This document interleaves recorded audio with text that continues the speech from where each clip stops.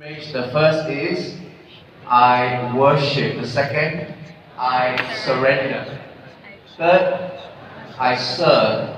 And the fourth, I bless. Now allow me to unpack that a little bit for you, alright? I worship is not just I sing songs to God. Singing songs alone is not worship. I worship. One of the greatest Old Testament chapters on worship is Genesis 22, Mount Moriah, Abraham's sacrifice.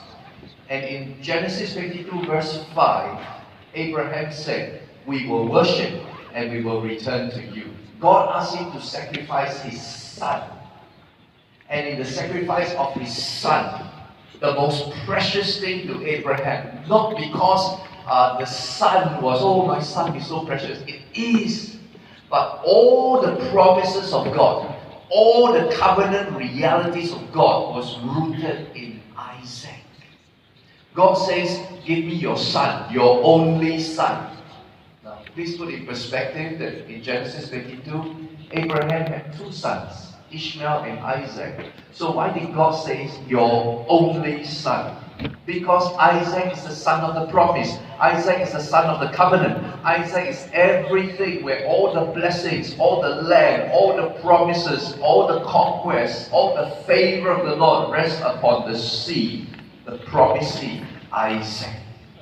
You know what God is saying? When He says, give me Isaac, give me everything that is precious to you. Not just in family relationship, but every of your future, give it to me.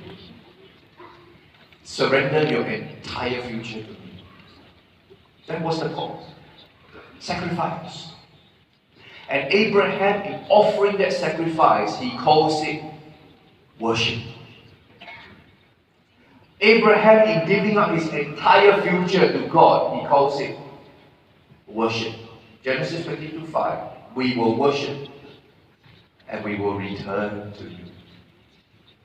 Worship involves sacrifice. Worship involves giving. And that giving and sacrifice is an expression of Abraham's faith.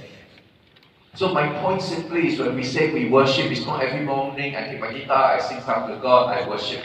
No. When I say I worship, it means my entire future I give to you. My giving, my stewardship, I give to you. The giving is part of the worship. You cannot say I worship and then we keep everything for ourselves. No.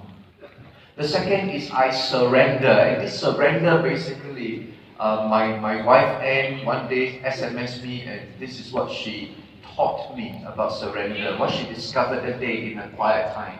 She just gave me a single sentence. Surrender is not giving up. Surrender is giving in.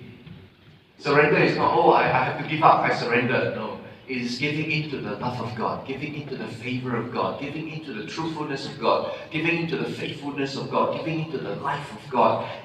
In my terms, surrender is falling in love with Jesus all over again and melting in the arms of His love. Surrender is falling in love with Jesus all over again and melting in the arms of His love. That's surrender. I worship, I surrender, and then I serve. There are many things to say about service. I only give you one important idea. On whose terms are we serving? My own terms or God's terms? So the question is not, are you serving? The question is, on whose terms are you serving? Whose assignment are you taking up?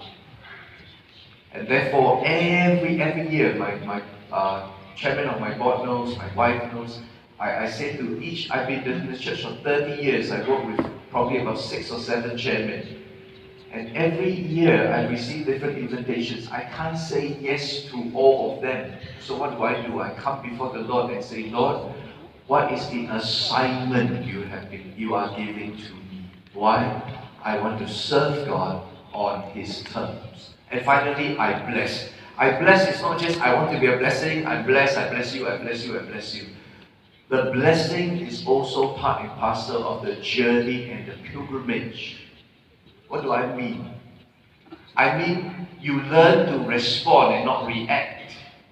I mean, when you are misunderstood, you bless. When you are criticized, you bless. When you are taken for granted and not recognized, you bless. You don't go, I serve, but nobody recognized my service, you bless. Why?